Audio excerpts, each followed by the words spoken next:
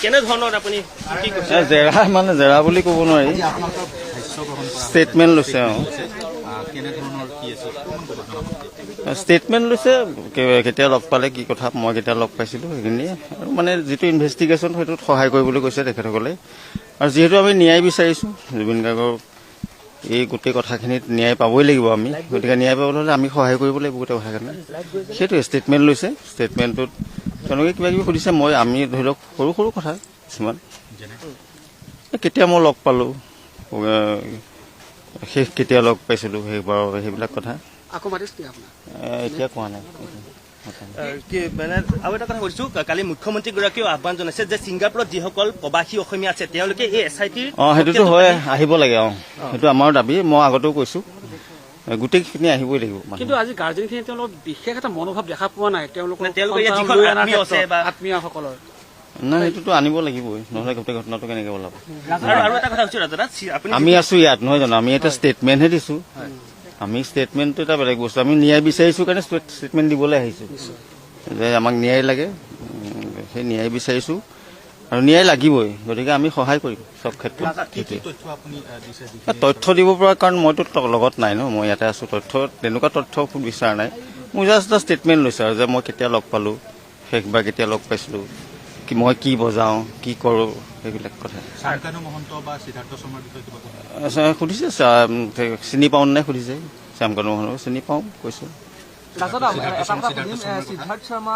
যিহেতু বৰ্তমান সময়ত অতি গুৰুত্বপূৰ্ণ এটা বিষয় হৈ পৰিছে আপুনি জুবিন দাৰ লগত ইমান বছৰে আছিলে কি দেখিছিলে যে বিভিন্ন এতিয়া বিষয় ওলাই আছে যে সিদ্ধাৰ্থ শৰ্মা জুবিন দাৰ বিত্ত কেলেংকাৰীৰ নামত বৃহৎ এটা কেলেংকাৰী কৰিছিলে নাই চাওক বিত্ত বিভাগটোত আমি নাই গোটেই বস্তুটোতে আমি নাই আমি বজোৱাৰ বাবদ এটা পে'মেণ্ট দিয়ে বছ আমাৰ কথা সুধিবলৈ ৰাইটো নাই যিহেতু জুবিন গাৰ্গে নিজেই হিচাপ নিবিচাৰে গতিকে মই গৈ সিদ্ধাৰ্থ শৰ্মাক হিচাপ সুধিব নোৱাৰোঁ আমি বজোৱাৰ বাবদ যি আমাক পে'মেণ্ট দিয়ে আমি লগে লগে পাওঁ বছ কিন্তু সিদ্ধাৰ্থ অলপ মিছবিহেভ কৰে সেইটো হয় এইটো মোক কৈছোঁ সেইবিলাক কথা সেইখিনি কথা কৈয়ে আছোঁ সদায় নহয় জানো সেইখিনি নকৰে জুবিন গাৰ্গকতো আপোনালোকে বেছি ভালকে জানে দেখোন সদায় পাই থাকিব এটা কথা কৈছোঁ কাৰণ সিদ্ধাৰ্থতকে আপোনালোক জুবিন গাৰ্গৰ লগত আগৰ পৰাই আছে যিহেতু গতিকে সেই কথাটোত কাৰণ আপোনালোকে মিছবিহেভ যেতিয়া কৰে তেতিয়া আপোনালোকে কথা নহয় মিছবিহেভ মানে সেইটো কোৱা আপোনাৰ মই আমাক মিছবিহেভ নকৰে আমাক মিছবিহেভ কৰাৰ কথা কোৱা নাই বেলেগক মানুহক কথা কৈছোঁ মই তেখেততো আছে নিজৰ ভায়েকৰ নিচিনাকে মৰম কৰিছিলে জুবিন গাৰ্গে চবকে মৰম কৰে ইয়াত যিমানজন মানুহ আছে যদি আপোনালোকে লগ পাইছে জুবিন গাৰ্গৰ মৰম চাগে আপোনালোকে পাইছে আমাকো মৰম কৰিয়ে ইমান দিন এনেকৈ ৰাখিলে গতিকে আৰু চবকে খুব বিশ্বাস কৰে তেওঁ চবকে বিশ্বাসঘাতকতা হ'ল গতিকে সেই গোটেই কথাবোৰত সহায় কৰিবৰ কাৰণে আমাৰ পৰা তেওঁলোকে ষ্টেটমেণ্ট লৈছে কেতিয়া লগ পালোঁ কি কৰিছিলোঁ কেনেকৈ আগবাঢ়িছিলে প্ৰগ্ৰেমলৈ কেতিয়া গৈছিলে প্ৰগ্ৰেমলৈ সেইখিনি কথা সুধিছে বেলেগ মোক একো সোধা নাই সেইখিনি আপোনালোকক আকৌ পৰৱৰ্তী সময়ত মতা কথা কোৱা নাই যদি মাতে তেতিয়া আকৌ আহিম কেলৈ নাহিম সহায়টো কৰিমেই আমি ইনভেষ্টিগেশ্যনত সহায় কৰিবলৈহে আমি আহিছোঁ সেইটো স্পষ্ট নহয় জুবিন গাৰ্গ ব্যৱহাৰ কৰা হৈছিলে সেইবিলাক এতিয়া ওলোৱা কথা কিন্তু ব্যৱহাৰটো হৈয়ে আছে আগৰ পৰা কিন্তু যিটো বিষ খুৱাই হত্যা কৰিলে বুলি শেখৰজ্যোতি গোস্বামীয়ে কৈছে সেই কথাটো আপোনালোকে কেনেধৰণে চাইছে নাই সেইটোতো মানি ল'ব পৰা কথাই নহয় বিষ খুৱাই হত্যা কৰাটো জুবিন গাৰ্গৰ নিচিনা এজন মানুহ যদি বিষ খুৱাই হত্যা কৰিছে মই কৈ আছোঁ যে আদালতে শাস্তি দিবই নহ'লে ৰাইজে শাস্তি দিব নহ'লে ভগৱানৰ আদালত আছে ইয়াতে আমি চব দেখি যাম আপুনি মই আৰু অসমৰ ৰাইজে সকলো ইয়াত দেখি যাব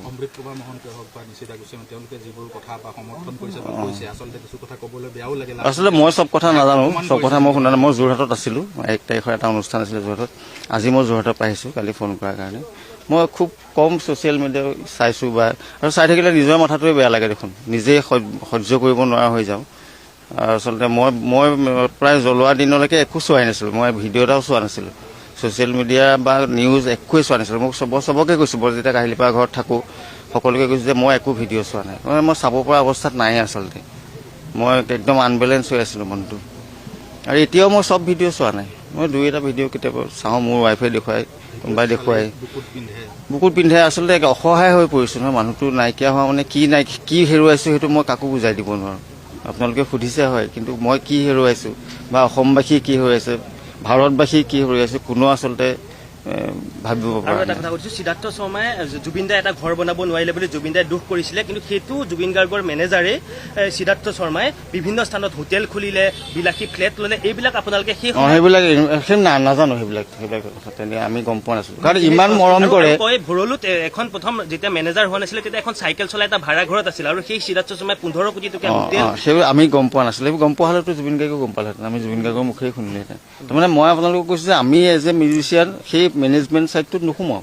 মই সোমাব আমাৰ দৰকাৰ নাই, ধুনীয়াকৈ ৱেল মেনেজ হৈ থাকে, ঘৰলৈ গাড়ী আহে, প্ৰগ্ৰেমৰ জেগালৈ যাওঁ, প্ৰগ্ৰেম কৰি গুচি আহোঁ। আৰু যেতিয়া ৰেকৰ্ডিং বজাবলৈ মাতে সেই সময়ত মেনেজমেণ্ট নাথাকে, এইটো তেওঁ পাৰ্চনেল বস্তু, আজি তবলা লৈ আহিবা, আজি নেগেৰা লৈ আহিবা, গান এটা বজাবলৈ আছে, ৰেকৰ্ডিং বজাওঁ, ভাত চাত খুৱাই খাই গুচি আহোঁ ঘৰলৈ। বাকী মইতো প্ৰথম তেওঁক লগ পাইছিলোঁ 89তে, কৈ আছোঁ একদম সদায় 89ত লগ পাইছোঁ, তেতিয়াৰ পৰা আছোঁ। মোৰ লগত আজিলৈকে কোনো তৰ্কাতৰ্কি হোৱা নাই, তেওঁ মোক আজিলৈকে কোনোদিন ডাঙৰকৈ কথা নক'লে, ময়ো ক'বলগীয়া নহ'লে। আমাৰ মাজত এটা ডাঙৰ গেপ থাকি গ'ল আচলতে, মই বৰ ওচৰত থাকিও আচলতে বহুত আঁতৰত থিয় হৈ থাকিলোঁ, সেইটো মোৰ ভুলো হ'ব পাৰে, মই নাজানো, কিন্তু মই আঁতৰত থাকিয়ে ভাল পাইছিলোঁ, তেওঁক দূৰৰ পৰা চাই থাকিয়ে ভাল লাগে মোৰ। মই এটা শেষ প্ৰশ্ন আপোনাক সুধিম, জুবিন দাই কেতিয়াবা এনেকুৱা কথা আপোনাৰ শেষ কিবা এটা ইচ্ছাৰ কথা কৈ গৈছিল নেকি, যিটো আজিলৈ পূৰণ নহ'ল, তাকে খুব হেঁপাহেৰে বিচাৰিছিল? তেওঁ এটা অসমত মানে ডাঙৰ মিউজিক ইনষ্টিটিউট হোৱাটো খুব ডাঙৰ বিচাৰিছিলে, বাৰ্কলে চাৰ্কলে টাইপ, বাৰ্কলে বা ট্ৰিনিটি টাইপ এটা ডাঙৰ, কিন্তু তেওঁ অকলে কৰিব পৰা বস্তু নহয় আচলতে, মানে ভাৰত চৰকাৰৰ সহযোগ লাগিব। কিন্তু তেওঁ কথাবিলাক কম আলোচনা কৰে ন, তেওঁ মনৰ কথাবিলাক কম কয়, যিদিনাখন কৰিব সেইদিনাখন চবকে মাতি দিয়ে যে আজি আমুকটো কৰিম আহি যাবা,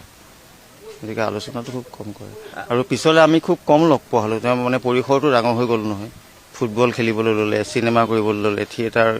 গান গাবলৈ ল'লে, থিয়েটাৰ ডাইৰেকশ্যন কৰিবলৈ ল'লে, গতিকে পৰিসৰটো ডাঙৰ হৈ গ'ল, তেওঁ বহুত মানুহ আহি গ'ল, গতিকে আমি সেই কামৰ সময়তহে, বিশেষকৈ মই মোৰ কথা কৈছোঁ, কামৰ সময়তে লগ হ'লোঁ। আৰু ময়ো অলপ ব্যস্ত হৈ থাকোঁ, ৰেকৰ্ডিং বজাওঁ, চেনেলত বজাওঁ, মই বেলেগ আৰ্টিষ্টৰ লগতো বজাওঁ, আপোনালোকে দেখিছে, গতিকে মই ব্যস্ত হৈ থাকোঁ মোৰ ক্ষেত্ৰখনক লৈ। জুবিন গাৰ্গ ৰজাৰ নিচিনাকৈ জীয়াই আছে, মই কোনোদিন বেয়া ভবাই নাছিলোঁ, মই সদায় পজিটিভে ভাবিছিলোঁ, আৰু সকলোকে ইমান মৰম কৰে,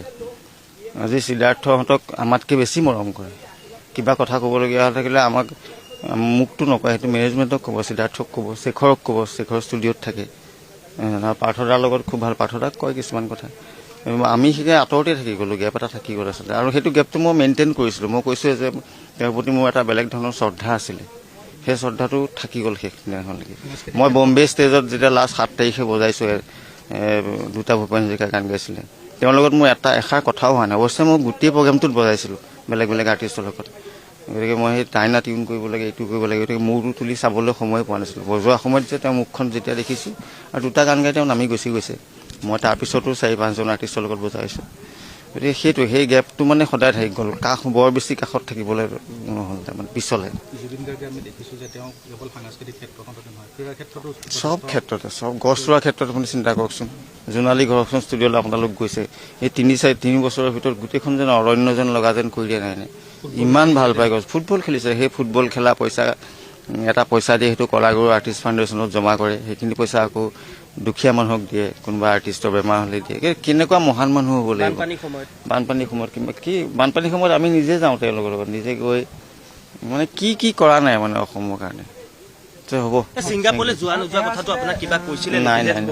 তেতিয়া তাৰমানে আমি এটা খুব গেপত লগ পাইছিলোঁ, মানে আমাৰ 28 মে'ত এটা প্ৰগ্ৰেম হৈছিলে, মে'ত ফটাশিল আমবাৰী, 28 মে' আছিলে চাগে, তাৰপিছত প্ৰগ্ৰেম নাই, যুদ্ধৰ কাৰণে প্ৰগ্ৰেমবিলাক বন্ধ হৈছিলে, মানে 9 তাৰিখেই বন্ধ হৈছিলে মে', কিন্তু 28 মে'ত এটা প্ৰগ্ৰেম হৈছিলে।